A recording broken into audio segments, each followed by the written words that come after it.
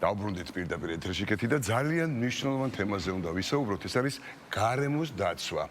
ელექტრონარჩენების სწორად მართვა, რაც მთავარია და ახალგაზრდების ეკოლოგიური განათლებაზე უნდა ვისაუბროთ ჩვენ სტუმართან ერთად.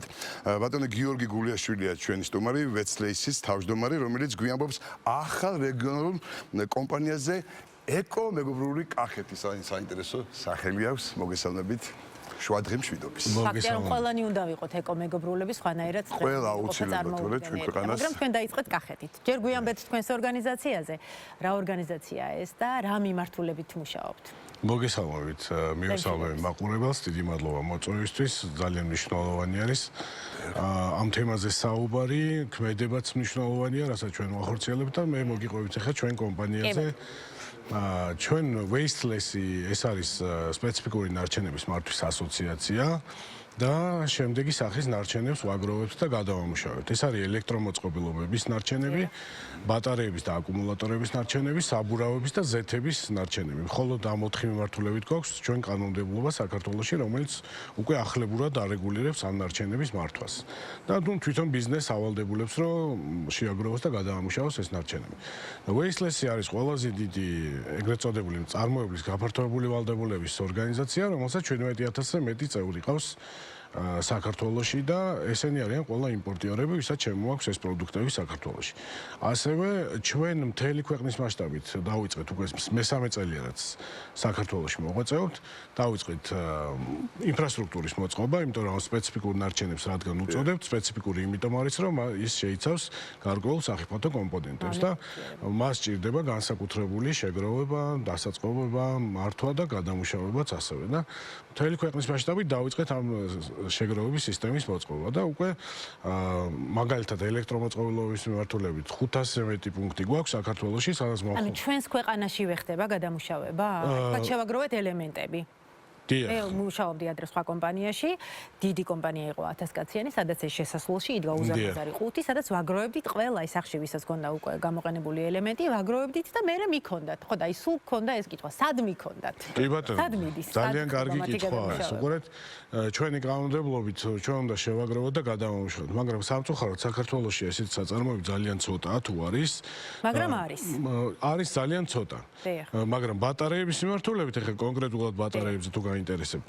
ბატარეების გადამამუშავებელი რეგიონშიც არ არის ეგეთი საწარმოო და ჩვენ ეს მიგვაქვს ევროკავშირის ქვეყნებში, გვაქვს ხელშეკრულება რამდენიმე საწარმოსთან და იქ უნდა მოხდეს ამის ექსპორტი, გადასამუშავებლად, საკმაოდ რთული პროცესებია, მაგრამ ჩვენ ეს ვალდებულება აღებული გვაქვს და ამიტომ მაგრამ სხვა მიმართულებით, მაგალითად გეტყვით, რომ აი საბურავების მიმართულებით იყო მცირე საწარმოები, მაგრამ არ აღმოჩნდა საკმარისი, იმიტომ რომ იმდენი შევაგროვეთ უკვე ჩვენ ამ 3 წლის განმავლობაში, დაახლოებით 25,000 ტონა საბურავი გვაქვს შეგროვებული.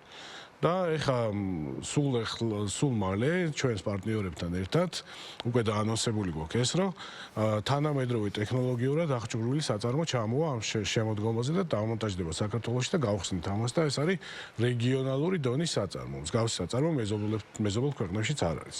პირიქით მეზობელი ქვეყნები ჩვენთან ჩამოიტანენ, მე მგონი მართლაც ჯერჯერობით ჩვენს საბურავებს გადავამუშავებთ და თუ მათ სურვილი ექნებათ, კი ბატონო, ვიმსჯელებთ ამას. და პირველი საპილოტო კომპანია ხორციელდება კახეთში და რატომ რა მიზეზით კახეთი? იცით რა, ჩვენ ეს კამპანიები მუდმივად გვაქვს ეროვნულ დონეზე, მაგრამ რეგიონები და დიდ ქალაქებში განსაკუთრებით, იმიტომ რომ სადაც ბევრი მოსახლეობა, მეტი ნარჩენი წარმოიქმნება, მაგრამ ძალიან მნიშვნელოვანია ასევე, რომ რეგიონებშიც ვიყოთ წარმოდგენილი და კახეთში ქონდა ყველაზე ნაკლები აქტივობა და ამიტომ გადავწყვიტეთ, რომ მოდი კამპანიით დავიწყოთ და პირველი კამპანია სწორედ ელექტრონარჩენების მართვას ეძღვნება და ეს ტარდება კახეთში, ეკომეგობრული კახეთი 2026. პრაქტიკული ნაწილიც მაინტერესებს, კონკრეტულად ხვდებით მოსწავლეებს, პედაგოგებს, უტარებთ მათ ტრეინინგებს და აი მათი დამოკიდებულება ამ თემის მიმართ როგორია? ხვდებიან რაზე საუბრობთ, თვლით რომ სწორი და დროული ამბავია ეს ყველაფერი თუ აი როგორ რა? იცით რა, ეს აუცილებელი არის რა, ამის გარეშე უბრალოდ წარმოუდგენელია, იმიტომ რომ ჩვენ რაც არ უნდა მოვინდომოთ, რაც არ უნდა ინფრასტრუქტურა შევქმნათ, თუ ჩართულობა არ იქნა ჩვენ საქმეში, ხო? ეს იქნება მოსახლეობის მხრიდან, ეს იქნება ბიზნესების მხრიდან, სახელმწიფოს მხრიდან, ანუ ყველა ჩართული უნდა იყოს, იმიტომ რომ ნარჩენებს ეხება საქმე და ნარჩენებს ყველა წარმოქმნით. ბავშვები განსაკუთრებით სკოლის მოსწავლეები არიან ძალიან მნიშვნელოვანი ჩვენი მეგობრები და პარტნიორები, იმიტომ რომ მათ ყველაზე ადვილად შეუძლიათ მიიღონ ეს სიახლეები და დანერგონ თავის ყოველდღიურ ცხოვრებაში და ეს ქცევის ცვლილებაც მათ ადვილად შეუძლიათ და მე უფროსებსაც ასწავლიან და მოუწოდებენ რომ სწორად მოიქცენ და მაგალითად წაწილება რომ ბავშვებით ვიწყებთ, იმიტომ რომ ბავშვები მე მაგალითს მიცემენ უკვე მშობლებს და არა პირიქით. თუმცა არც ეს იქნება ცუდი ვარიანტი. კი, ძალიან მნიშვნელოვანია, იმიტომ რომ ჩვენთან არ არსებობდა ეს სეპარირებული შეგროვება, დღემდე არ არსებობს, ხო? ნუ და არა გვაქვს ამის ცოდნა და გამოცდილება და თუმცა სურვილი ბევრს აქვს. ანუ უნდა რომ სწორად მოიქცეს ეს ნარჩენები, არ განათავსოს ერთ ურნაში ყველაფერი და აი ხო, აი მაგაზე მინდოდა გიორგი, მე თქვა რომ აი ხშირად ვცვლით ხო კეთი ტექნიკას ვცვლით რაღაცებს, აი როგორ სად უნდა გადავაგდოთ, როგორ უნდა მივიქცეთ რომ ამის ზიანი გარემოს არ მიადგეს, აი ეს. კი ბატონო. აი დღეს მოგვეცით პრაქტიკული რჩევა. მაგალითად ვიყიდე ახალი ტელევიზორი და ძველი გამიხვიჭდა და უნდა გადავიდე. აი როგორ ვიქცევი? ერთადერთი სახსიდებს ალბათ ითხრას, მაგრამ მე რას ვაკეთებ. ეცით როგორ არის? ჩვენ გვაქვს მაგალითად ჩვენი პარტნიორი კომპანიები არიან, ყველა ის კომპანია, ვინც ვაჭრობს ელექტროტექნიკით. და ჩვენ მათთან გვაქვს ხოლმე ესეთი ტრეიდინგ კამპანიები. ანუ თქვენ თუ გინდათ ახლის შეძენა, მიგაქვთ ძველი ტელევიზორი, ისინი ჩაიბარებენ ამას და ახალზე ფასდაკლებას გიკეთებენ. თუმცა როცა ეს ტრეიდინგი არ არის, მაინც შეგიძლიათ მიიტანოთ. თუ პასუხისმგებლობით გინდათ მოიქცეთ, მიიტანოთ ეს თქვენ ძველი ტექნიკა ამ მაღაზიებში, ესენი ჩაიბარებენ. ნებისმიერ მაღაზიაზე საუბარი. ნუ რაღაც მაღაზიები ალბათ. ყველა მაგალითად ელიტის, ალტას და კიდე სხვა კომპანიების გვაქვს ეს შეთანხმება ჩვენ და ჩვენი წევრები არიან და უნდა შევუწყოთ ხელი ამას. მაგის გარდა ჩვენ თვითონ გვაქვს პუნქტები შექმნილი, სადაც მცირე და საშუალო ზომის ტექნიკა შეგიძლიათ მოიტანოთ. ეს არის ბრენდირებული ყუთებია და განთავსებული არის სხვადასხვა ქსელებში. და ეხლა გვინდა რომ უფრო ფართოდ ვიყოთ წარმოდგენილი და ვამატებთ ამ ყუთებს. გვინდა რომ ყველა უბანში, როცა მოსახლეობა გადაწყვიტავს რომ მოიშოროს ეს. ხომ არ გვაქვს ფოტო რომ ვიცოდეთ როგორ გამოიყურება ეს ყუთი, რომ თვალყური ვადევნოთ.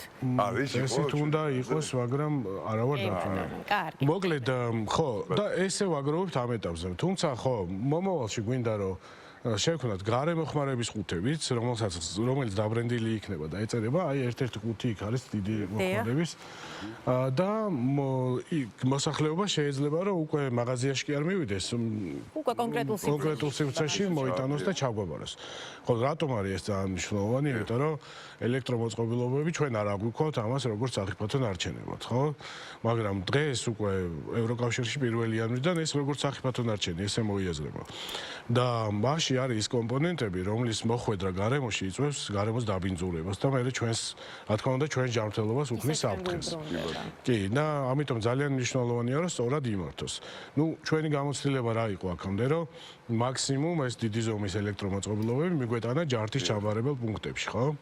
და ჯართის ჩამბარებელი პუნქტიც არ არის სპეციალიზებული ამის დაშლაზე და ამიტომ საჭირო არის რომ ისეთ ორგანიზაციებს ჩავაბაროთ, რომლებიც ამას პასუხისმგებლობით ეკიდებიან და მთელი სტანდარტები გვაქვს ჩვენ დანერგილი ამის დამუშავების და ამ საფრთხო კომპონენტებს ცალკე გამოვაცლით და შემდეგ ხდება ამის გაუვნებელყოფა და რაც ღირებულია, რა თქმა უნდა, იმის გადამუშავება ხდება და მე მივაწოდებთ სხვადასხვა გადამამუშავებელ საწარმოს, რომ შექმნას ამისგან კიდე ახალი ნივთები.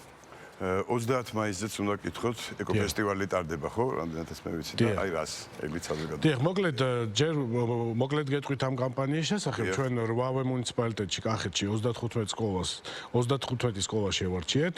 რა თქმა უნდა, კახეთში უფრო მეტი სკოლა, 200-მდე სკოლა, მაგრამ სამწუხაროდ მცირე დრო ჰქონდა, 2 თვის განმავლობაში უნდა შევხედროდით ამ სკოლებს და მათთვის ჩაგვეტარებინა ეს შემეცნებითი საინფორმაციო კამპანია და ამიტომ შევარჩიეთ ერთი ზომის, ყველა დიდი ზომის სკოლები, 35 სკოლა, 8 მუნიციპალიტეტიდან და შევხვდით მათ, რა თქმა უნდა, ეს შეხვედრები ქონდა უკვე და დავუანონსეთ, რომ დღესაც მიმდინარეობს 7 მაისიდან 21 მაისამდე კონკურსი აქვს ამ სკოლებს, რომელიც სკოლაც ყველაზე მეტ ელექტრომოწყობილობას შეაგროვებს, გამოვალენ პირველ, მეორეზე და მესამეზე გასულ სკოლებს და დავაჯილდოვებთ სოლიდური ფულადი პრიზებით.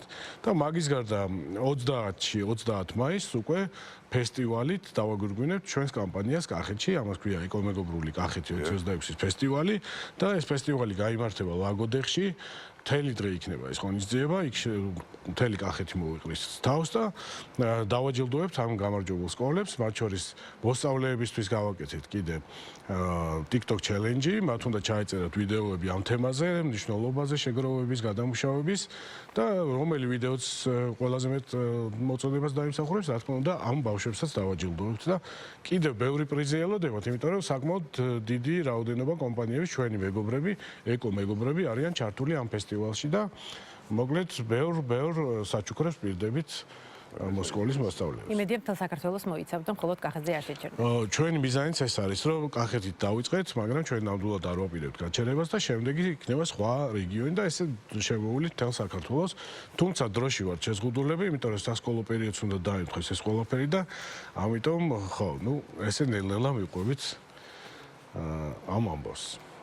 კი ბატონო. ძალიან დიდი მადლობა. ასე ვთქვათ, საინტერესო იყო და ყოველ შემთხვევაში თითოეული მოქალაქე და ვალდებულია, რომ ეს ასე ვთქვათ, დავიცვათ კეთი და მივყვეთ იმ ინსტრუქციას, რაც და ძალიან კარგია, რომ ეს ჩვენს ქვეყანაში და მთელს რეგიონში ესე მოიცავს და მოედება, ასე ვთქვათ, ეგრისებურად. და წარმატებებს გისურვებთ, უნდა დაგემშვიდობოთ.